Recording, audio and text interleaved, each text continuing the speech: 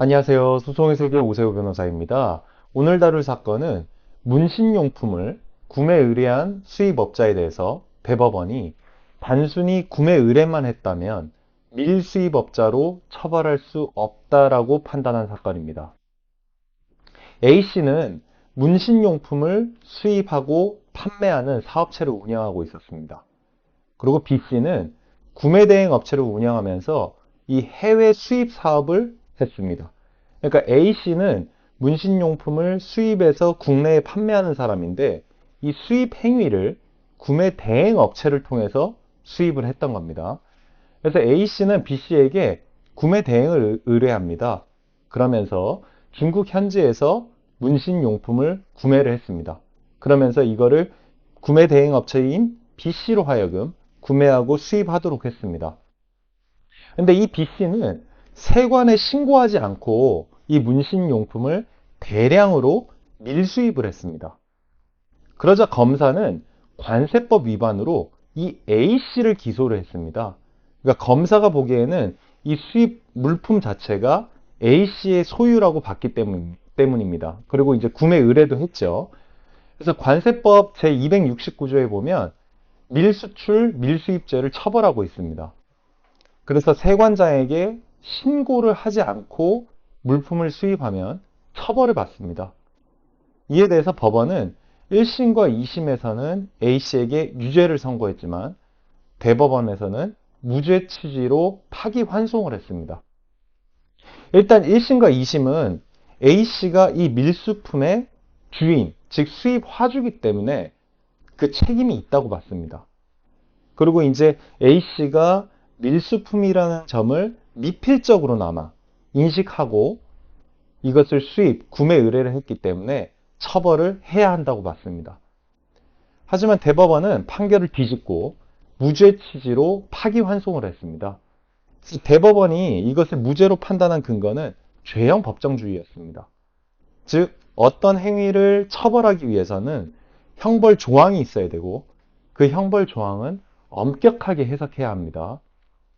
그래서 법에서 처벌하고 있는 세관장에게 신고를 하지 아니하고 물품을 수입한 자라는 정의에 대해서 대법원은 엄격하게 해석을 했습니다. 그래서 대법원이 보기에 이 신고를 하지 아니하고 물품을 수입한 자는 그 수입 화주나 납세 의무자를 의미하는 게 아니라고 봤습니다. 그러니까 그 수입 물품이 A씨의 소유라 하더라도 A씨가 처벌받는 것은 아니라고 봤습니다. 왜냐하면 이 행위를 처벌하는 것은 실제로 통관 절차에 관여하고 그 밀수입을 할지 말지에 대해서 의사결정을 주도적으로 한 사람을 처벌하는 거라고 봤습니다. 그래서 결론적으로 실질적, 현실적으로 그 수입 행위를 한 자를 처벌하는 거지 이 수입 물품이 누구 것인지 그리고 수입을 해달라고 구매 의뢰를 한 것인지는 처벌 대상이 아니라고 봤습니다. 그래서 이 사건에서는 신고를 하지 아니하고 밀수입을 한 행위를 처벌해야 하는데 이런 행위를 A씨가 한 건 아니죠. A씨는 B에게 구매 의뢰를 했고 구매 대행업자인 B씨가 밀수입을 한 겁니다. 그래서 대법원은 A씨를 처벌할 수는 없다고 봤습니다. 그러면서 결론적으로 A씨는 밀수 사실을 만일 모르고 단순히 구매 의뢰를 한 것이라면 처벌할 수 없다고 하면서 다시 이 사건을 2심으로 되돌려 보냈습니다. 근데 여기서 중요한 점은 대법원에서 파기환송을 했더라도 무죄가 확정되는 건 아닙니다. 이 사건에서도 대법원은 A씨가 이런 밀수 사실을 알았는지 관여했는지에 대해서 좀 더 면밀하게 심리를 하라는 취지에서 돌려보냈습니다. 그러니까 심리가 부족하니 다시 재판하라는 의미입니다. 그래서 파기환송이 됐더라도 처벌받는 경우가 있습니다. 만약 이 사건에서 A씨가 밀수임을 알고도 수입 의뢰를 했다면 어떨까요? 그러면 교사범 또는 공동정범이 될 수 있습니다. 교사범은 쉽게 말해서 나 이런 물품 사고 싶은데 밀수해줘 라고 시키는 겁니다. 범죄 행위를.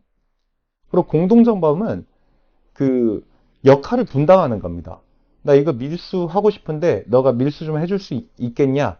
에서 구매 의뢰를 하고 밀수하고 그래서 이런 행위들, 역할 분담들이 하나로 합쳐져서 죄가 되는 겁니다.